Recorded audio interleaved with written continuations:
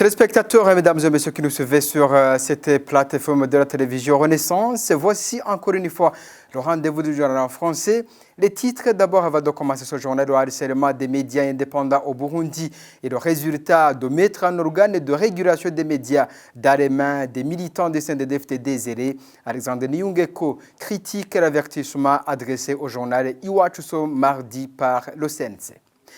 4 ans de résilience des journalistes burundais contraints à l'exil, ceux de la radio Inzamba, célèbrent ce mercredi 4 ans d'existence et de la reprise du métier par les journalistes de cette radio.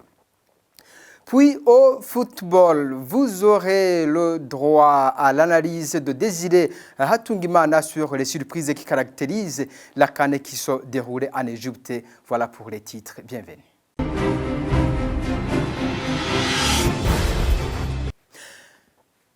Bienvenue encore une fois à ce journal. Jour pour jour, la radio Inzamba Gateka-Kawe a eu ses 4 ans d'existence ce mercredi.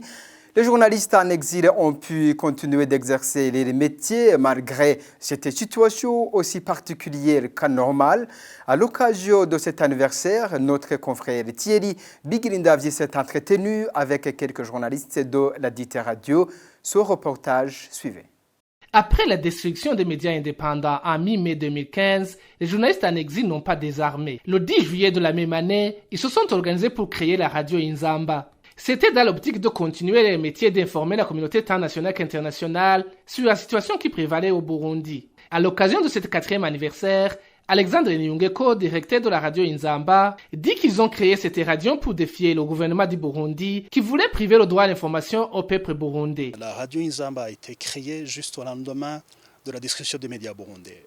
Vous vous rappellerez bien qu'en avril, plutôt qu'en mai 2015, les médias burundais, des médias burundais indépendants ont été détruits, des journalistes ont été persécutés et ils ont été obligés de se mettre à l'abri. Et c'est juste en exil que ces journalistes ont décidé de se mettre ensemble pour que effectivement ils puissent continuer d'abord les professions, mais aussi qu'ils puissent défier la décision du gouvernement burundais de pouvoir fouler aux pieds la liberté d'expression, la liberté de la presse et surtout le droit du public à l'information. Et donc la radio Inzamba est venue justement pour relever ce défi, le défi de continuer à informer le public, de continuer à faire jouir au public son droit à l'information, mais aussi et surtout à pouvoir continuer la profession pour nous, journalistes. Même si la radio Inzamba ne peut pas se vanter d'avoir atteint les objectifs qu'elle s'était fixés, elle se réjouit de n'avoir ménagé aucun effort pour que le droit à l'information soit une réalité au Burundi, malgré la situation d'exil. Il est très difficile dans la profession que nous exerçons de pouvoir dire que les objectifs que la radio Inzamba s'est fixés ont été atteints, parce que ce sont des objectifs qui sont évolutifs. C'est un travail qui est évolutif aussi, parce que informer le public, ça demande effectivement de le faire au quotidien, et surtout à cette ère surtout de la mondialisation et du développement des réseaux sociaux, ça demande plutôt de le faire de manière instantanée. On continue à pouvoir informer ce public, mais aussi on ne devrait pas s'engargariser qu'on y est arrivé. Mais quand même, ce que je peux dire, c'est que l'engagement est là et nous allons continuer autant que faire se peut pour que effectivement le public puisse continuer à se jouir de son droit à l'information, et nous continuons à nous battre pour la liberté d'expression. Je profiterai d'ailleurs de cette occasion, à cet 4e anniversaire, de pouvoir remercier les confrères, les journalistes qui se donnent corps et âme pour cette mission aussi noble, pour leur dire joyeux anniversaire malgré les conditions dans lesquelles nous travaillons. Et je profite aussi de cette occasion pour remercier et surtout le public, parce que nous sommes là pour le public, nous informons le public, et j'en profite aussi pour appeler le public de pouvoir continuer à nous donner leur clin d'œil, nous donner leurs suggestions, leurs préoccupations. Et j'en profiterai aussi pour remercier ceux qui nous soutiennent. Ceux qui nous soutiennent parce que c'est aussi ce travail a un coût. Et ce coût, effectivement, n'eût été l'appui de ses partenaires, il nous serait pratiquement impossible de pouvoir continuer cette noble mission. Selon Patrick Mitabaro, les journalistes en exil sont fiers car la décision du gouvernement de faire taire les médias indépendants a été un non-événement. Ça a été une mission ratée, effectivement, de museler la presse burundaise. Les radios burundaises, surtout, ont gardé le micro ouvert. Parce qu'aujourd'hui, si Radio Inzamba continue à émettre, et les radios Homura continue à émettre, et la radio Peace FM, 4 ans déjà, c'est l'année que l'enfant commence déjà à l'école. Et ça veut dire que plus de 4 ans déjà, on a surmonté beaucoup de défis. Et aujourd'hui, on parvient à informer la population burundaise, et la diaspora, ainsi que toute la région, si vous voulez, et sur les informations qui sont rapportées au Burundi.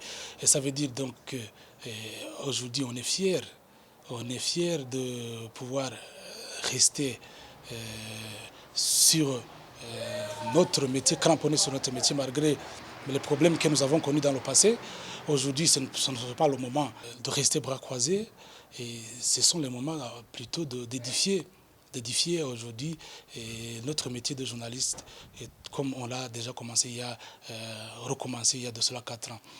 Alors aujourd'hui, on doit dire que là où nous sommes, c'est plutôt le moment de montrer au grand public et au pouvoir en particulier que ce qui s'est passé en 2015 n'a été qu'une erreur de la part du pouvoir, et qu'il aurait fallu plutôt que le pouvoir en place reconnaisse que la presse burundaise est née et ne mourra jamais.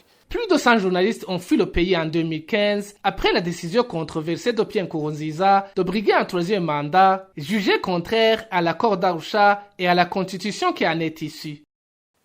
Merci à Thierry Biguine-Davy, le président du parti RANAC, Aloïse Barichako, est sous les verrous depuis ce mardi à la prison centrale de Dongozi.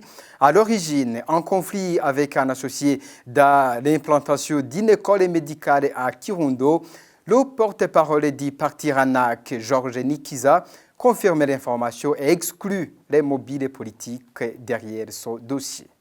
Cette incarcération n'est pas liée aux activités politiques qu'il fait dans tout le temps, mais il avait des projets qu'il fait en dehors des activités politiques, des projets qui oublie avec les autres. Il s'agit d'une école qui a été implantée à Kirundo.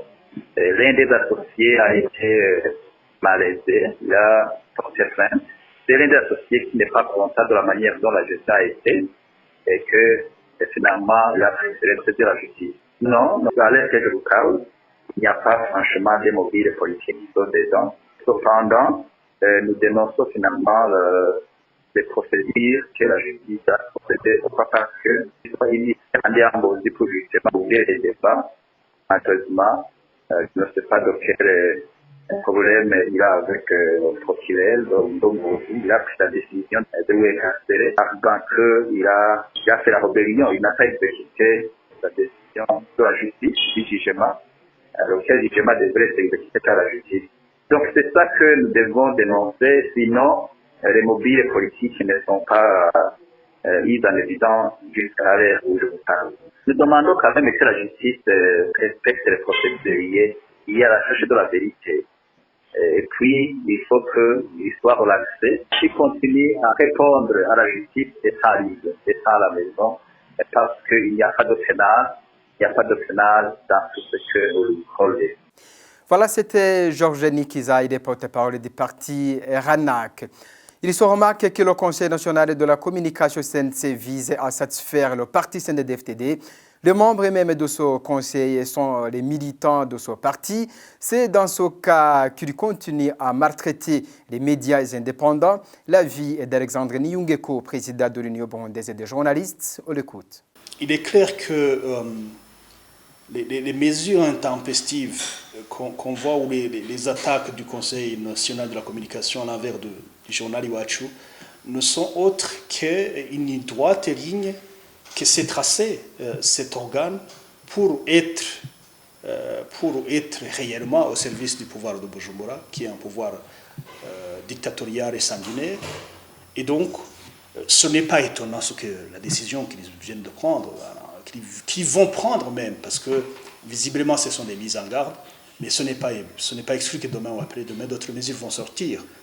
On se rappellera des mesures qui ont été prises déjà à l'encontre des médias internationaux, tels que la fermeture de la Voix de l'Amérique, de la BBC, la mise en garde à l'endroit de la RFI. Et voilà, c'est clair que cet organe est là justement pour servir ces maîtres qui sont le pouvoir de Bujumbura et le parti CNDD-FDD. Et tout ce qu'on leur dictera de faire, ils vont le faire. Et ce n'est pas exclu donc que d'autres mesures draconiennes puissent tomber demain ou après-demain. Et donc, voilà ce que je peux dire. Il n'y a pas d'autre explication. Et je dirais même que ces mesures vont plutôt s'accentuer avec les fameuses ou les soi-disant élections qui sont prévues l'année prochaine. Attendons-nous à voir beaucoup plus que ça. Économie, pour continuer ce journal, le marché commun poussera les pays du continent africain à échanger les produits commerciaux dans une bonne voie aussi rapide. Ces pays bénéficieront de ces échanges sans payer les impôts et les taxes. L'annonce est de Cyril Ramaphosa, président sud-africain. C'était la semaine passée où il rappelait l'importance et les profits d'instaurer le marché commun en Afrique. Suivez-les. Well, the coming into effect of the Africa Free Trade Area Agreement. Ici, nous voulons revenir sur l'importance basée sur les accords de convention des marchés communs sans payer les impôts en Afrique. Le continent africain est en train de réaliser les rêves de ceux qui ont fondé l'Union africaine, qui souhaitaient revoir en Afrique qui est unie il y a 60 ans. Ils ne voulaient qu'en Afrique solidaire, une Afrique qui est comme un mur solide en matière de développement. Ce ne sont que des rêves de Julius Nyerere, Kwame Nkrumah, de Jomo Kenyatta, qui ne visaient que la restauration de l'Union africaine. On a fait un pas en avant. Aujourd'hui, nous avons un marché commun qui rassemblera 55 pays de l'Afrique, avec une population de 1,2 milliard du continent africain. Nous devons atteindre un peu plus important. Nous avons besoin d'une somme de 200 milliards de dollars américains pour que les pays du continent africain puissent échanger les produits commerciaux entre eux dans une bonne manière, dans la rapidité, sans avoir aussi payé les impôts sur le continent. Of a free tariff area in their own continent. Avant de clore ce journal, comment se passe la compétition à la Coupe africaine des Nations en Égypte? Selon l'analyse des journalistes sportifs Désiré Atungimana, cette CAN a surpris plus d'un, même la suite nous réserve des surprises. C'est surtout certaines des équipes des pays qu'on ne croyait pas aussi fortes. L'analyse est de Désiré Atungimana. Dans ces surprises, je dirais par exemple le Bénin qui élimine le Maroc, l'Afrique du Sud qui élimine l'Égypte et le Madagascar qui a surpris pas mal de gens depuis le début de la compétition. Aujourd'hui, que ces équipes soient en quart de finale, pour moi, c'est une surprise, mais une surprise agréable parce que ces équipes ont montré du talent. Aujourd'hui alors, le Sénégal devant le Bénin, ça sera compliqué parce que le Sénégal gagne toujours sur la petite démarque. Mais aujourd'hui, devant le Bénin, qui n'a jamais perdu lors du temps réglementaire, je pense que cette équipe du Bénin a du caractère, a des footballeurs qui répondent aux intentions de leur coach. Et je pense qu'aujourd'hui, le Sénégal, oui, le Sénégal est favori, mais pour moi, je vois que le Bénin peut continuer à créer des surprises et je ne serai pas surpris parce que le Sénégal aussi, même avec beaucoup de stars, n'a pas encore montré ce que pas mal d'analystes du football attendaient du Sénégal. Aujourd'hui, il faut que les joueurs d'Aliou Cissé prouvent réellement qu'ils sont des stars au niveau mondial pour battre le Bénin. Sinon, le Bénin, qui joue avec des joueurs qui se connaissent très bien, qui vivent ensemble depuis longtemps, ne devrait pas trembler. Et je pense que cette équipe du Bénin ne va pas trembler. J'espère que le Bénin peut continuer à créer la surprise, mais le Sénégal reste favori de son match. L'autre match de cette journée, c'est le Nigeria contre l'Afrique du Sud. Une Afrique du Sud, comme je l'ai dit, qui a créé la surprise en éliminant le pays hôte.